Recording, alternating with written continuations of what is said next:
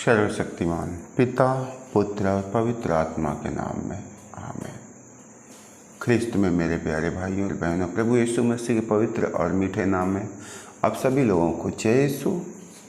आज हम लोग प्रभु के पवित्र और जीवंत वचन पर मनन चिंतन करते हैं। प्रभु का पावन वचन कहता है, मेरे मुख से निकलने वाला शब्द कोई साधारण शब्द नहीं है। मेरे मुंह से निकलने वाले एक एक शब्दों में तुम्हारा जीवन छुपा हुआ है। और मेरे भाइयों और बहनों, उस जीवन को वही व्यक्ति पा सकता है जो उसे ढूंढता है। उस जीवन को वही व्यक्ति अपने जीवन में काम करते हुए देख सकता है जो उसकी खोज में लगातार लगा रहता है। इसलिए हम लोग देखते हैं प्रभु अपने पावन वचनों के द्वारा एक एक लोगों को संबोधित करते हैं और वे कहते हैं कि यदि तुम मुझ में रहो और मेरी शिक्षा तुम में बनी रहे।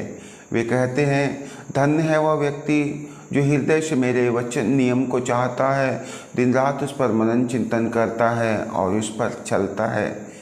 मेरे प्यारे भाइयों और बहनों, प्रभु की कृपा, प्रभु का अनुग्रह पाने के लिए उन्हें अपने जीवन में हमें अद्भुत काम करते हुए देखने के लिए हमें उनके वचनों को सुनना और उसका पालन करना अनिवार्य है।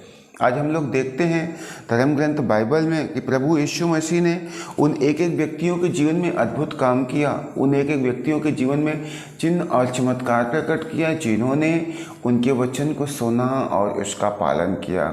इसका सुंदर उदाहरण हम लोग देखते हैं संत यूहन्ना का सुसमाचार उसके अध्याय 2 में। काना नगर के विवाह भोज में अंगूरी घट गई। अंगूरी घटने पर उस परिवार की उस संपूर्ण विवाह समारोह की चिंता बढ़ रही थी, विशेष करके उस घर के मालिक की। और जैसा कि किसी भी कार्यक्रम में यदि किसी भी बात की कमी हो जाए, किसी बात की तंगी हो जाए तो चारों तरफ कानाफूसी होने लगता है। ठीक ऐसे ही अंगूरी समाप्त हो जाने पर घर के मालिक ने अपनी वेदना एक दूसरे से कही, विशेष करके उनकी तकलीफ़, उनकी ज़रूरत, उनके दुख माँ मरियम के कानों तक पहुँचे। और जैसे ही माता मरियम के कानों तक उनकी तकलीफ़ पहुँची, बाइबल बतलाती है कि माता मरियम अपने बेटे यीशु के पास में पहुँची और उन्होंने उनसे कहा, बेटा आज इस विवाह समारोह की लाज जाने वाली है, तो कुछ कर सकता है, तो कुछ कर सकता है। यीशु ने कहा कि अभी मेरा समय नहीं आया। माता मरियम जा कर के अन्य लोगों से कहती है, देखो ये तुमसे जो कहे तुम वही करना। मेरे भाइयों और बहनों, बाइबल बतलाती है कि यीशु मसीह ने शिष्यों से कहा कि पानी के 6 मटके को लबालब भर दो, और शिष्यों ने वैसा ही किया। उन 6 मटकों में पानी भरपूरी से भर दिया और जब पानी मटकों में भर गया, उन्होंने स्वर्गीय पिता से प्रार्थना की और वह पानी दाखरस में बदल गया। उस घर, उस परिवार की ज़रूरत पूरी हुई। उस परिवार की उस विवाह समारोह की मान लाज रखी गई। आगे हम लोग देखते संत लूकास का सुसमाचार उसके अध्याय 5 में शिमोन पतरस के विषय में, जो लोग सारी रात मछली पकड़ने के लिए प्रयत्न करते, मेहनत करते हैं, लेकिन उनको एक भी मछली नहीं मिलती। अंततः उन्हें सुबह के समय में निराशा होती है। उदास मन लेकर के वे अपने नाव पर अपने जालों को इकट्ठा कर रहे थे, सिमेट रहे थे। वहीं प्रभु अन्य शिष्यों को सुसमाचार का संदेश सुना रहे थे। नाव पर सवार शिमोन पतरस सब प्रभु के वचन को सुन रहे थे। अंततः यीशु ने लोगों से कहा, मैं तुमसे कहता हूं कि तुम अपने नाव को गहरे पानी में ले चलो। उन लोगों ने कहा, हे प्रभु, हम अपने नाव को गहरे पानी में किस लिए ले चले? वे कहते हैं, तुम अपने नाव को गहरे पानी में ले चलो और मछलियां पकड़ने के लिए जाल डालो। वे दोनों व्यक्ति कहते हैं कि प्रभु, हमने सारी रात प्रयत्न किया, सारी रात मेहनत किया और एक भी मछली हमारे हाथ नहीं लगी। एक भी मछली हमारे जाल में नहीं फंसी, परंतु आप कहते हैं तो मैं अवश्य मछलियां पकड़ने के लिए अपने जाल को डालूंगा और अपने नाव को गहराई में लेकर चलूंगा। भाइयों और बहनों, वहां पर जब वे लोग प्रभु के कहे अनुसार अपने नाव को गहराई में लेकर जाते हैं और अपने जाल को पानी में डालते हैं, इस बार इतनी मछली मिलती है, एक ही बार में इतनी मछली मिली कि उनका नाव भर गया। दूर खड़े उन्होंने अपने दूसरे साथियों को भी बुलाया और उन्होंने भी उन मछलियों से अपने नाव को भर लिया। वे लोग भय से विस्मित हो गए। ये कौन व्यक्ति है? हम तो सारी रात या यूं कहें सारा जीवन हम पानी में रहे, लेकिन हमारे पास इतनी अनुभव, इतनी आइडिया, इतनी तजुर्बा नहीं है कि हम एक भी मछली पकड़ सके। लेकिन इस एक व्यक्ति के कहने से हमारी जिंदगी में इतने बड़े चमत्कार देखने को मिले। मेरे भाइयों और बहनों, आगे हम लोग देखते हैं प्रभु का वचन संत लूकास का सुसमाचार उसके अध्याय 17 में प्रभु यीशु मसीह मार्ग से जा रहे हैं, रास्ते में 10 कोढ़ी मिलते हैं। वे कोढ़ी प्रभु को पुकारते हैं और उनसे कहते हैं, हे प्रभु, हे गुरुवर, हम पर दया कीजिए। और यीशु मसीह कहते हैं कि आप जा करके अपने को याजकों को दिखाओ, आप अपने आप को याजकों को दिखाओ। और जैसा कि वचन बतलाता है, वे याजकों को दिखाने के लिए मार्ग में जा ही रहे थे कि 10 के 10 शुद्ध हो गए, स्वस्थ और भले चंगे हो गए। इस 10 कोढ़ियों से जब प्रभु ने कहा अपने को याजकों को दिखाओ, इन्होंने नहीं कहा कि प्रभु हम तो कोढ़ी हैं, हमें समाज में जाने से मना है, हमें कोई छू नहीं सकता, हमें कोई देखना नहीं चाहता। उन्होंने प्रभु से बहुत सारे सवाल नहीं किए, उन्होंने अपने मन में संदेह नहीं रखा, शक नहीं रखा, परंतु उन्होंने विश्वास किया, उन्होंने भरोसा किया। प्रभु ने जो कुछ कहा वे लोग उनके वचन का पालन किए। पतरस और शिमोन ने प्रभु के वचन का पालन किया, उन्होंने उन्हें मना नहीं किया। शिष्यों ने प्रभु के वचन का पालन किया और उन्होंने पानी को मटकों में भरा।